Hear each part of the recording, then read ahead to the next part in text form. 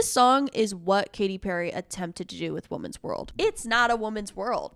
It's confusing sometimes to be a girl. The remix track is a huge shift. Like, it is where we go from 365 Party Girl to like this lonely, moody starlet. And little did Charli know that Apple would spawn a TikTok dance. Oh, how your words will come back and haunt you. Charli could have never expected her very matter-of-fact, blunt lyricism matched with her hyperpop club mixes to go super mainstream and relate to people as much as it did. It was an album that had to be made, and I think the best music is often made out of necessity. Think about Red by Taylor Swift, Melodrama by Lorde, For Emma Forever Ago by Bon Iver. These albums provided the artists with a sort of release that they didn't have before the album. Undoubtedly, 2024 will be remembered as like the Brat summer, the Brat election year, and I don't think Charli could have predicted that in a million years. But before Brat even came out, Charli always planned to have a Brat remix album. She always wanted to bring in artists and create kind of a mixtape of her own music. And it just took a totally different direction. The remixes are inverted versions of the original, and they are often way more bleak. Charli has a lot more people depending on her. You know, fans want more content, haters want a downfall, employers just want money. And as Charli would put it, her fingerprints are on everything. Today's video, I'm gonna go track by track and discuss the original versus the remix. I really wanted to give kind of the lore of the original and how it reflects and changes in the remix. And I think you have to know the context of all in which you lived and what came before you. So that's why I'm gonna do like a little deep dive today. I think this is gonna be a lot of fun. I'm gonna go in remix release order to review every single one, because I think in that context you can kind of see how Brat took shape. If it were not for the remixes, I think a lot of the hype around Brat wouldn't be there. Well, I don't think that. I know that. If we didn't have Girls So Confusing, I think that this summer would have went differently. So let's start with Von Dutch, which was the first single and our first remix. It truly doesn't get brattier than this song. This was the mission statement of the album. It's okay to just admit that you're jealous of me, you're obsessing, just confess it. It's clear Charli really wants that maximalist 2000s music that we had. Very recession pop, I know, and I will refer to that later in the video. Von Dutch, cult classic, but I still pop. Charli is a cult classic within a very certain subgroup of the internet. So Charli has had a very devoted fan base for years. People that like her work really like it. I'm one of those people. And this was the first single we got really since Crash era. You know, there was like Hot Girl, there was Speed Drive, but like those don't really count.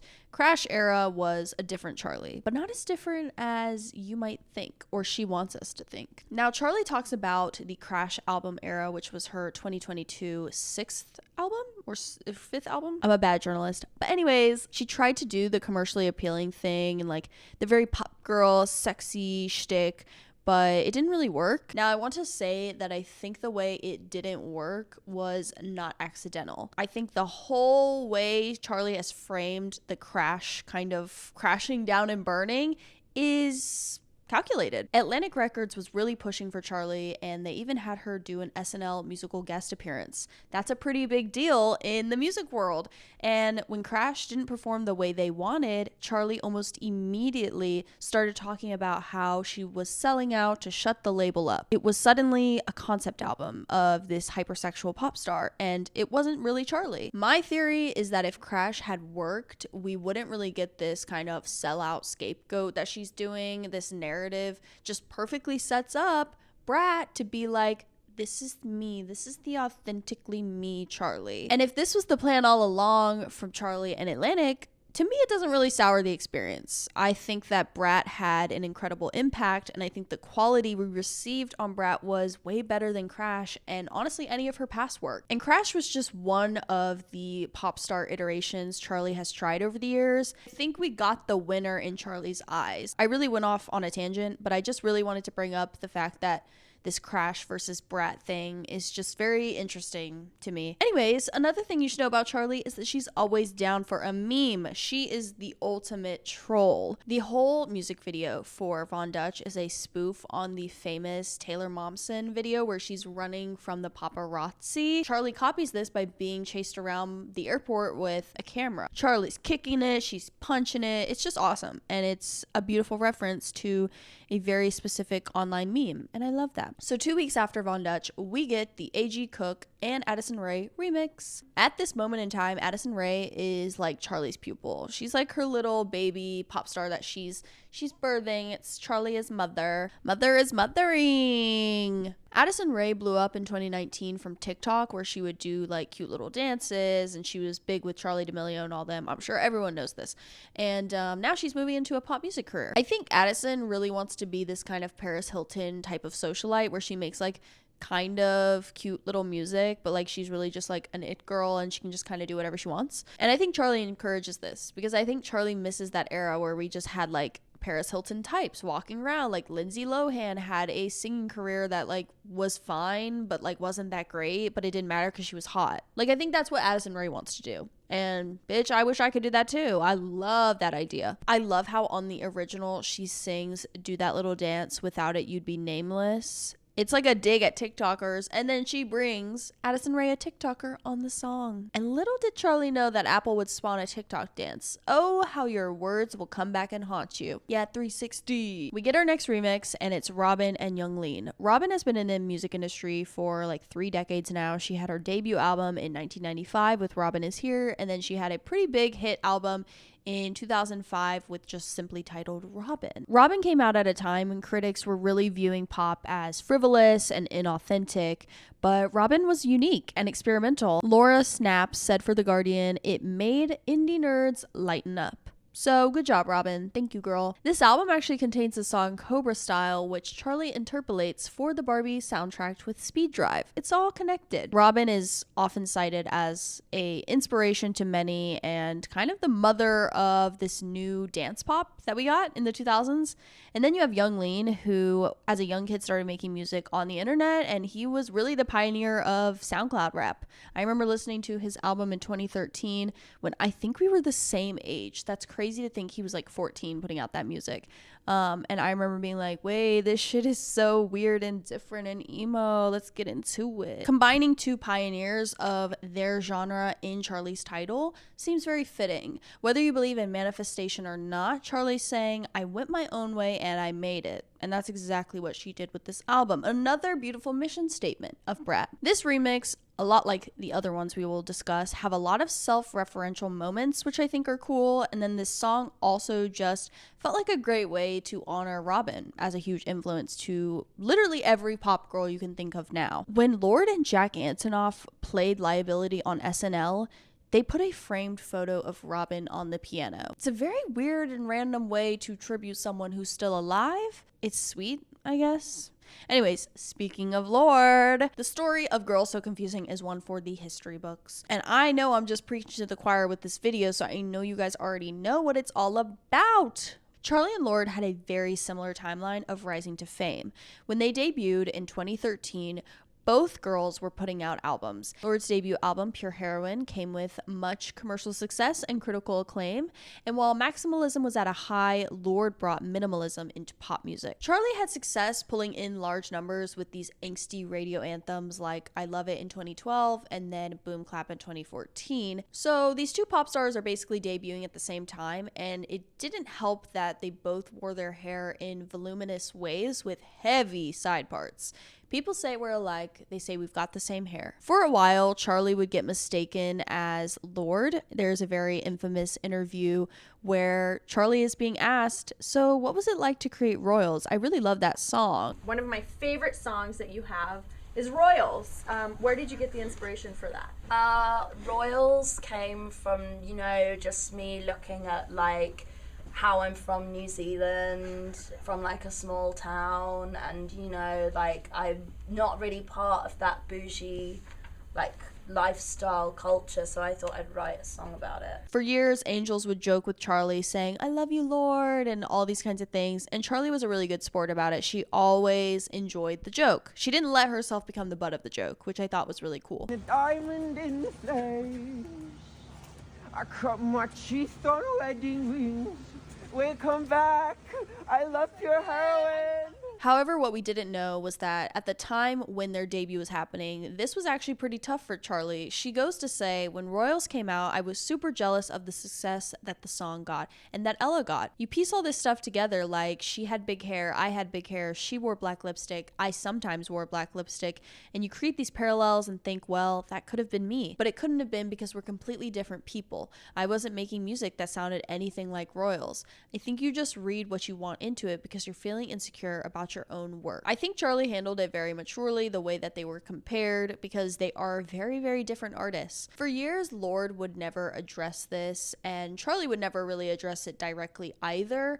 The girls had this awkwardness between them. However, that changed in 2023 when Lorde revealed to fans that during her Primavera Sound Tour in South America, she had a group chat with Charli, Phoebe Bridgers, and Caroline Polachek. In this group chat, they would coordinate when they could go watch each other's sets, and then they would get dinner together. After Lorde revealed this, everyone was like, "Oh my god, that's so cool, Charli and Lorde hanging out. They must be friends now. This is awesome. That awkwardness must be gone." But one can ask themselves, was it during this time that Charli expresses on the Girl So Confusing original, "You always say let's go out, so we go eat at a restaurant. Sometimes it feels a bit awkward because we don't have much in common." From what we can see, they're both trying to make an effort with each other, but for whatever reason, they just don't click no matter how hard they try. It's fair to see why Charli would take this awkwardness and contemplate if Lorde just doesn't like her, you know? Is there a reason there's awkwardness? Does Lorde not like her? Maybe Charli doesn't like Lorde. In 2013, Lorde sings on the single Team, "I'm kinda over getting told to put my hands up in the air." Then, in Charli's second verse on the Girl So Confusing original, she sings, "You're all about writing poems, but I'm about throwing parties. Think you should come to my party and put your hands up." I love it. So how did the remix happen? Charli calls Lorde the day before the album comes out, but Lorde lives in New Zealand, so the album's already out. When Charli says to Lorde on the phone, "Hey, so there's like a song about you," Lorde is like, "Yeah, I think I know which one." They start sending each other voice messages back and forth, and then Lorde suggests to write a verse for it. And what we get is iconic. "Let's work it out on the remix." That was a line heard around the world. I must say, Lorde's verse is so different in anything we've ever received from her because Lorde is a master of her craft. When it came to pure heroine, melodrama, and even solar power, they were meticulously picked over and finely tuned for their release. And let's be honest, Lorde is kind of pretentious, and I think that comes with being an ingenue. She's just very particular about what exactly she's saying and how it's perceived. But in the verse that we get on Girl So Confusing, it just feels like she's pouring her thoughts out. It doesn't feel like that finely tuned Lorde that we always get, but it's still beautiful and it's still so profound. I am a huge Lorde stan. I love every single album she's put out, but I do think that Solar Power was just illy timed with the way things were going in the culture, and I think that we needed something like this verse to bring us back down to earth with Lorde. Lorde was like the relatable queen of the 2010s, you know? Lorde talks about her work in this verse, and she said, "There was such a rawness and immediacy to what I was saying. I love that we truly did work it out on the remix. There's something very Brat about that, something very meta and modern." Also, something to note is that Lorde opens up about her body insecurities and being trapped in the hatred on this song, but then Charli on Rewind says, "Nowadays I only eat at the good restaurants, but honestly I'm always thinking about my weight." I think that's further evidence that we are actually closer in similarities than we are in disparities to most people in the world. We're all thinking about the same kind of things. We're all insecure, and if these two girls had just got together and kind of had a little discussion, they would have worked it out way longer ago. I know I've been talking for so long about this remix, but it's the best one, you guys, okay? So just stay with me. They come together in the pre-chorus singing about their relationship and how the industry has pitted them against each other, but how they are coming out on the other side of it together.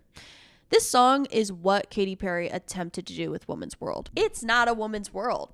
It's confusing sometimes to be a girl. Okay, let's get into Guess featuring Billie Eilish. Guess with Billie is now Charli's top streamed song across her entire discography. And damn, that really shows the power of Billie Eilish. Billie released Lunch earlier this year as her single, and that really marked a shift for her. She was still classic, moody, sensual, angsty Billie, but now she was an adult and she's just openly talking about her tendency to kiss girls. Guess is a continuation of Lunch and this new Billie that we're getting to see. There's nothing really to pick apart between these two songs, the original and the remix, because it's really just Billie adding a verse and that's it. It's just a fun song. We haven't had a fun, slutty song like this in forever. And actually, we've never had one that blow up like this since like 303H3, whatever that fucking band is. They were like the indie sleaze incels that the kind of like the Dare is doing now, but like this is the girl version of that. I love Guess. I hope it gets nominated and wins Pop Duo at the Grammys because this song was just gorgeous, even though I don't think it will win because of a certain someone. Taylor Swift. All right, let's talk about Talk. This is the last remix released before we got every single other remix. First, the original. It's not one of my favorites. But before I say anything else, I just want you guys to know that even my least favorite songs on the album are still like 6 out of 10. Like there's no really bad track on Brat. Talk reminds me of her work on Crash, which I enjoyed. But it doesn't have the same brattiness that the rest of the tracks have. It just never really fit into the album, in my opinion. It felt kind of like a filler track. It's just more conventional. The outro was always the best part of the song, so I'm glad that we kept that running through the remix. And I love the remix. The remix is so much better than the original. I don't even listen to the original. Period. We get a feature from Troye Sivan, her touring mate and a longtime collaborator. Obviously with Troy and Charli co-headlining a tour that I have merch from, yeah, they were going to put out a remix. This song is just so much sexier than the original. It just has like a punch, some flavor. We have uncredited Dua Lipa in there. It's just so fun and so cool. I also think that the lyrics on the remix of Talk have a touch more of overthinking in them. And we've already established in Girl So Confusing that overthinking is a huge theme on this album. Are we getting too close? You're leaving things in my head. I think you could interpret this line two ways. Maybe the talk is Troy's love making empty promises of like a long-term love. Or maybe he's just teasing Troy in like a sexy way. My life's supposed to be a party. Do you ever think about me? Could the ambivalence of Troy's verse be exactly what it's meant to be? Miscommunication. So that's all the remixes we got until we get to the official remix album. Now we're gonna go in track list order because that's how it's released. Okay. The original Club Classics is not one difficult to decipher. When I go to the club, I want to dance to me. The remix is the first where Charli is going to acknowledge the hype and level of fame that Brat got. Of course, Charli is going meta and she's sampling her own song 360 and 365. These songs, which you could consider a club classic. Yep, she's a genius. For the remix, Charli brings Spanish rapper and singer BB Tricks. I'd never heard of BB Tricks before this feature, but I love her verse. It's so bratty. But why Charli didn't invite a fellow Spaniard singer, Rosalía, to be the feature on Brat will always stump me. Rosalía's 2022 album Moto Mami was my Brat of that year. A lot like Brat in its lyricism and concept, it's jumpy, it's explosive, it's thoughtful, it's I don't know if I'm saying his name right, but the producer El Guincho is one of Rosalía's most used collaborators. When people realized that he worked with Charli on Everything Is Romantic, and we knew that a remix album was coming out, people figured Rosalía would be on the track. But Charli has always been someone who wants to give smaller artists a platform. She did that on Pop 2, and so I think that it was nice to give it to BB Tricks. It was good. Good for you, BB Tricks. Let's get into Sympathy Is a Knife, and we're gonna go full context. I'm explaining the lore like I've been in the past few songs, so if you already know it, it's fine. Just listen again. In 2018, Charli and Camila Cabello are the openers for Taylor Swift's Reputation tour. It is so weird to think of Charli touring with Taylor Swift. They are very different artists.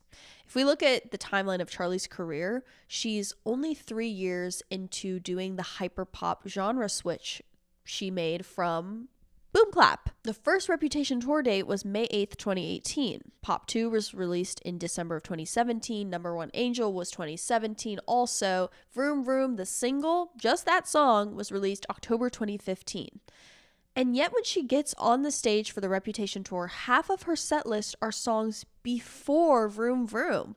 Charli would, of course, go on to Pitchfork and quote, "I'm really grateful that Taylor asked me on that tour, but as an artist, it kind of felt like I was getting up on stage and waving to 5-year-olds. That quote got a lot of hate from the Swifties. So Charli had to go on and make a Notes app apology saying, leading up to that tour, I'd been playing a ton of 18 plus club shows, and so to be on stage in front of all ages was new to me and made me approach my performances with a whole new kind of energy." And then she tells Taylor she's so grateful and blah, blah, blah. I will not defend Charli for calling Taylor Swift's fans 5 years old, even though Taylor Swift is very family friendly, and I don't think that's a bad thing. Obviously, Charli was just the wrong choice to open for Taylor Swift because it was never possible for Charli to gain anything from that. She didn't want Taylor Swift fans, and they didn't want her. As Charli would say, I couldn't even be her if I tried. That's where Sympathy is a Knife is born from. Charli looks at Taylor Swift and she says, I don't want to share the space.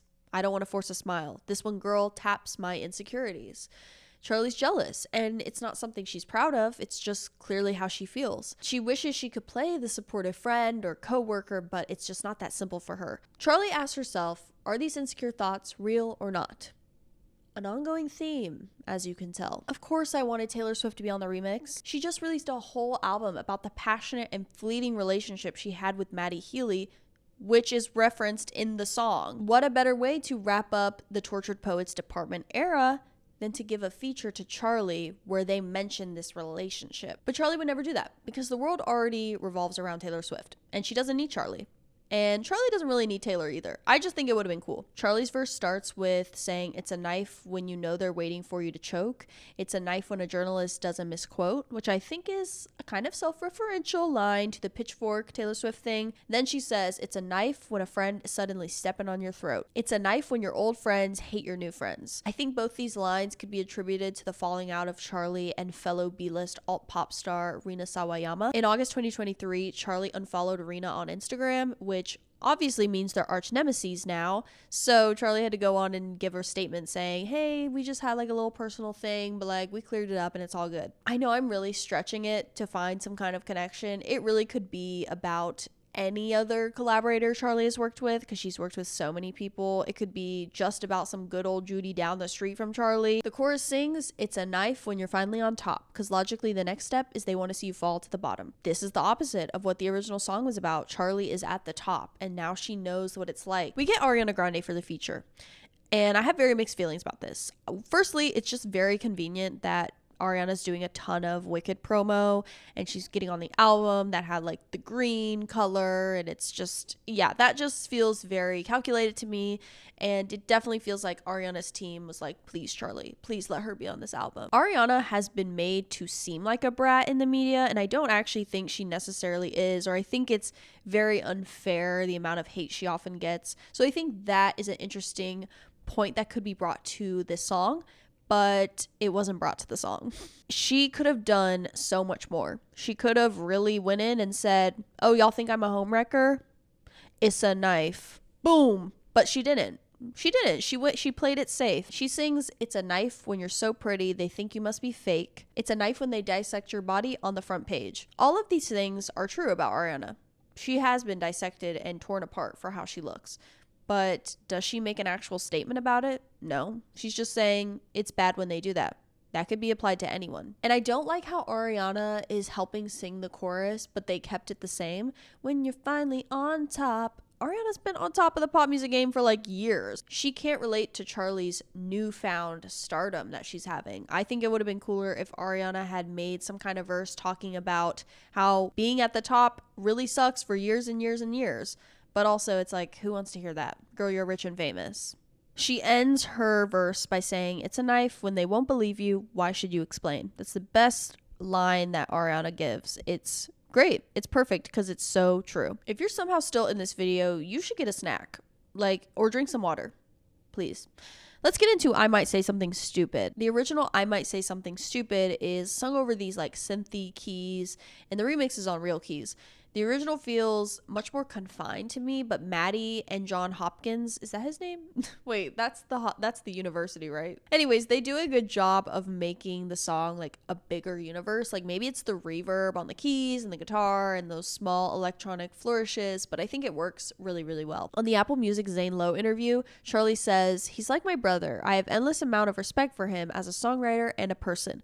but sometimes I want to strangle him. Also, this is the first time we've heard from Matty Healy since Tortured Poets Department. Anyways, Matty is really just singing about rotting, alcoholism, and erectile dysfunction, because it's Brat. When there were murmurs of a remix album, a lot of fans speculated that Caroline Polachek would join the Brat world, and people speculated that she would be featured on the 11th track called Apple. I know Caroline really likes that song, which is cool, because I actually was really thinking about like Caroline's like writing style when I was writing Apple. I told her this. To our surprise, Caroline is on Everything is Romantic. Caroline and Charli have had a long collaboration relationship. They first started in 2017 on Pop 2 with Tears, and then in 2022 with New Shapes, and again in 2023 with the Welcome to My Island remix. Caroline would go on to release her first studio album Pang in 2019, which found critical acclaim for Caroline's incredible voice and avant-garde production choices.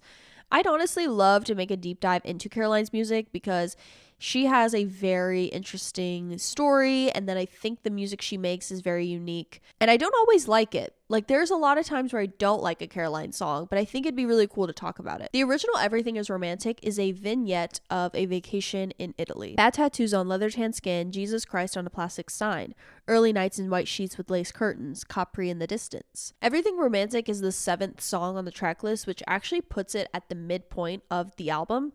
And I was wondering why. I think Charli is at her most happy in the song. She wants us to see a window into an experience she had. An experience that is beautiful but still very tragic. Pompeii in the distance, in a place that can make you change, fall in love again and again. Pompeii is the ancient city synonymous with natural destruction, so of course, she's having this beautiful vacation, but she knows that there was darkness behind in the past. And I think that kind of works in with how she feels about her life and how she's viewing the world around her. The original is just very idealized and glorified, but in the remix, Charli is starting to question, is it really romantic? The remix track is a huge shift. Like, it is where we go from 365 Party Girl to like this lonely, moody starlet. Caroline delivers the most brilliant vocal performance, and it's only made more impressive when you know that Caroline just does that. Like, it's not like they're editing her voice. That's not production. That's not auto-tune. Like, she can just quite literally make those sounds with her voice. It's crazy. The first lyrics Caroline sings are the inverse of the original.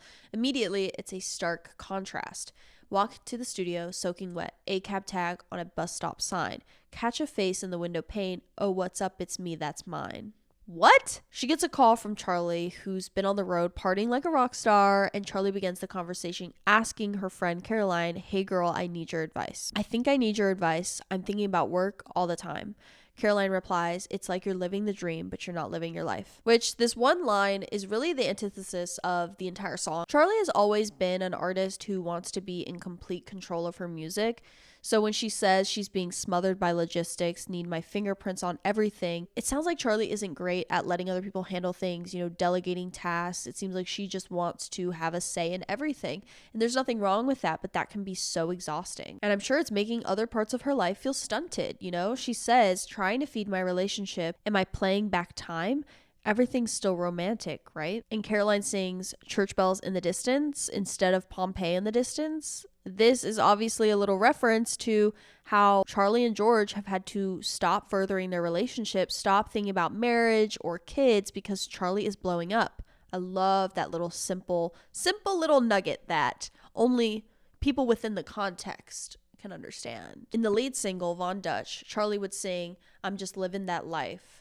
And then to tie it all back in here on this remix, she sings, living that life is romantic, right? Let's get into Rewind. Charli, during the promo cycle, said this, I wanted this record to feel like I was having a conversation with the listener in a true way.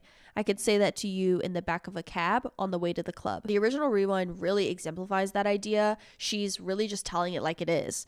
I'd go back in time to when I wasn't insecure, to when I didn't overanalyze my face shape. I hate these doubts that keep running through my mind. Sometimes I really think it would be cool to rewind. In the second verse, Charli admits, I used to never think about Billboard, but now I've started thinking again, wondering about whether I think I deserve commercial success. That's one of the best lines because it's such a specific music industry reference, and so if you get it, you know exactly what she's talking about, and it just feels very honest. It feels very truthful, which is nice. Brat has a lot of urgency, a lot more than True Romance or Pop 2 or Number One Angel. I think Pop 2 is the last album Charli made without this like looming fear of the future. Think about it like it was 2017 and it's been 3 years since Charli made a radio hit, and that was partially her decision, you know. She was experimenting with a new sound, and Pop 2 was just for her, and it didn't matter if she had a commercial success. But as the years go on and you think, wow, I haven't had a hit since almost 10 years ago, it starts to get to you, and it starts to make you feel like maybe I'm not a good artist, maybe I'm not a good pop star. So we get the remix and I'm not that impressed. So I'm glad she starts the song with like the last part of the original song, which is arguably the best part, but that still doesn't make up for this lackluster remix. I think Blade was fine on the track. I don't think he sounds bad, but it's just very uninteresting, and I don't think we get any new lyrics that give us a new window into how Charli's feeling. The original is so blunt about the struggles of having confidence as an artist, but then in the remix, it's the same regurgitated message with a shallower execution. Want to see my face all up in the press. When I don't, sometimes I get a little depressed. Okay, it's so shallow in comparison to like name dropping Billboard, which is cool. If questioning which version to listen to, go for the original. Okay, sorry if the camera angle changed a little bit. I had to change my battery. This is about Charli's collaborator, Sophie. She is the producer that really changed Charli's musical trajectory and also her life. Sophie passed away on January 30th, 2021. So in this song, we are hearing Charli sing about how she wishes she had talked and been a better friend to Sophie. Wish I'd try to pull you closer. You pushed me hard, made me focus. Your words brutal, loving, truthful. I was petrified. It's a song about guilt, and it's a message to listeners to be present and stay with the people that challenge you because they love you. The remix is a recollection of the good memories, and it goes by very quickly, so you have to listen very intensely to hear everything and every memory that Charli is trying to describe to people. She's no longer mulling over the what ifs or I should haves, but really she's just reminiscing about the good times now. First time I heard your music, my ex-boyfriend played your SoundCloud. That moment really changed my life. I just love this remix. I think it is such a beautiful bookend to the story of Sophie, and I think that yeah, she did influence a lot of people. She did help a lot of new artists come up, and of course Charli would not be here without Sophie. Also, just the instrumental, that little like buzzing sound at the beginning of the song feels like Sophie. Like, I don't know how to describe it, but that feels like Sophie singing in the song. It's very moving for me. So here's the thing about Apple. When I first heard the song, I could not believe it was a Charli XCX song. And that is coming from a Charli fan. I am an angel. Yes, production-wise, it sounds like her, but this is some songwriting level I had never seen from Charli before. On one side, I'm happy for Charli because without the virality of Apple, I don't know if Brat would have reached as far.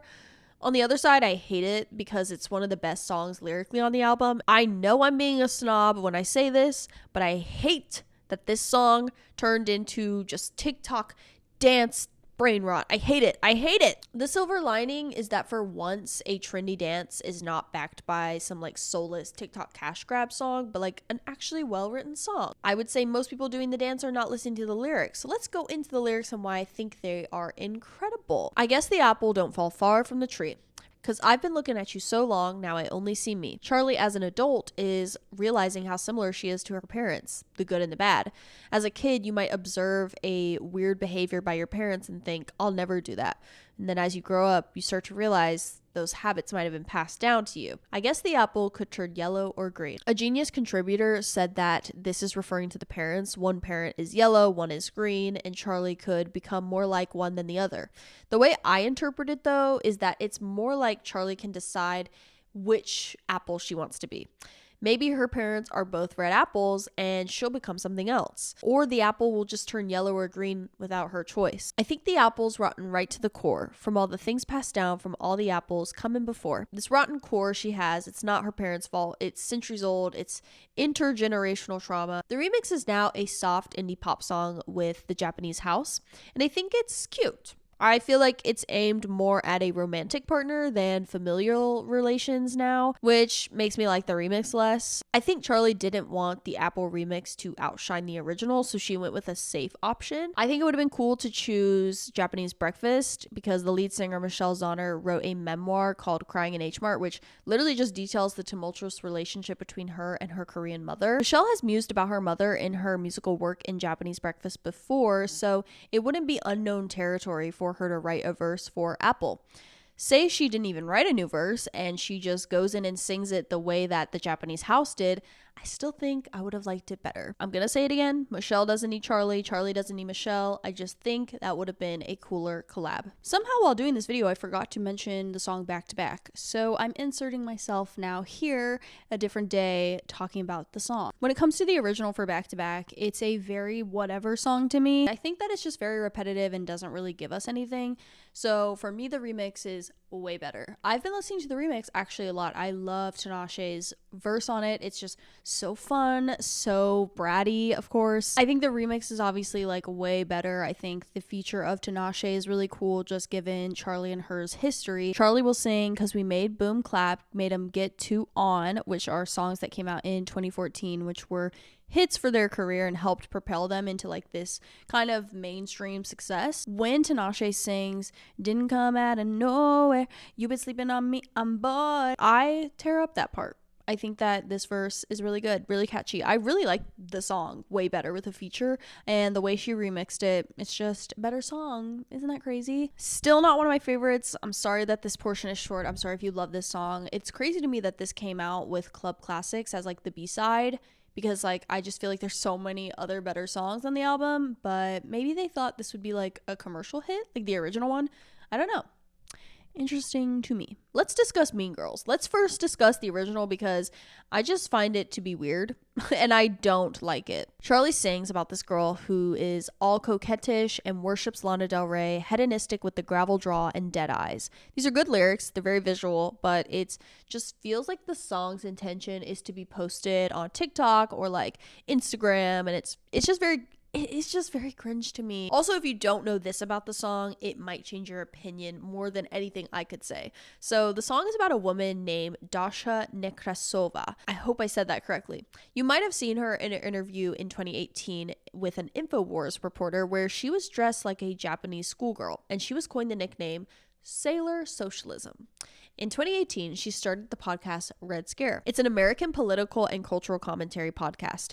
I'm not going to sit here and act like I know much about this podcast because I've never heard an episode. From what I gathered, the two hosts are leftists who are pro-LGBT but also anti-feminist, and they hold a lot of other subversive views. So do with that what you will, and if you want to do more research, you definitely should. Whether it's about a right-wing or a left-wing girl, I don't like this girl in the song. I don't like this mean girl. She doesn't sound like to me. She doesn't sound like ooh, like fun. Like she sounds kind of annoying. Like she sounds kind of like a drag to be around. The remix, however, I think it's pretty good. I love that we kept the best part of the song, which was like the piano outro, and it's used as like the backbone of the remix. I think Julian's voice is mixed really well, and I really like the singing perspective of a man dating this mean girl. They also interpolate Owner of a Lonely Heart by Yes, but I don't really find that interesting. I just know people like to know that little fact. I saw The Strokes live in 2021, and let me tell you, that was the worst concert ever. Julian Casablancas just ran around on stage drunk and acting belligerent, and then like didn't even play the songs. Like he kept stopping. It was just a mess. So Julian, get better, get well soon. Now on to I Think About It All the Time. This song hits hard. Original and remix even more. This song is dedicated to Charli's thoughts about motherhood and her life, her relationship. It's kind of just, yeah, it's about thinking about everything in life. I think about it all the time that I might run out of time, but I finally met my baby and a baby might be mine.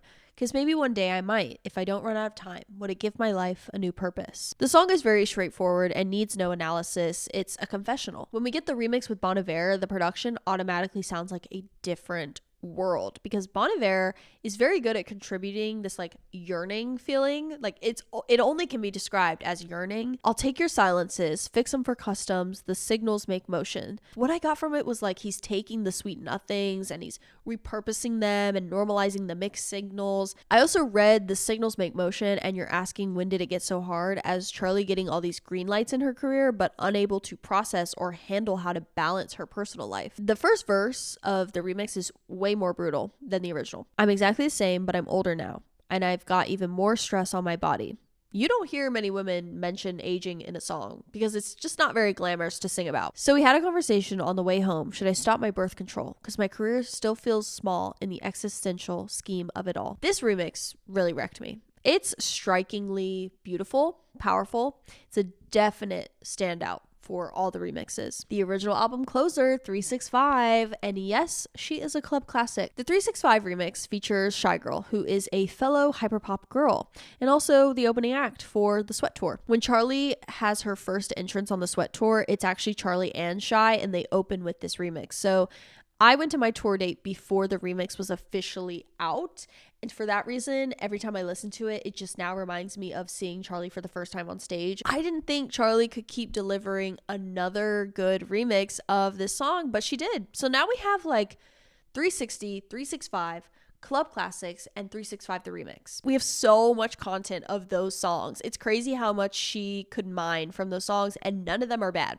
The video's almost over, but I think we saved one of the best for last, because this last remix is Spring Breakers featuring Kesha. Come on, are you serious? Spring Breakers is just so bratty. And of course, you had to have like the OG party girl Kesha for this track. Come on, you had to. There's a huge parallel with charli and Kesha right now. Kesha was one of the main girls during what was coined the recession pop era. What is recession pop, you ask? Well, it's a cultural observation. There's really no official start date of recession pop. Most people classify it as like 2007 to 2012. I used Lorde's debut in 2013 as kind of the end of recession pop, and that just really goes to show the impact of Lorde. Like, that's crazy. But I think she changed pop music. She ended recession pop. Anyways, it was roughly like 5 years of just like straight up mindless bangers. Think Katy Perry with Teenage Dream, Black Eyed Peas with I Got a Feeling, and of course TikTok by Kesha. My favorite recession pop song technically is not in my identified era,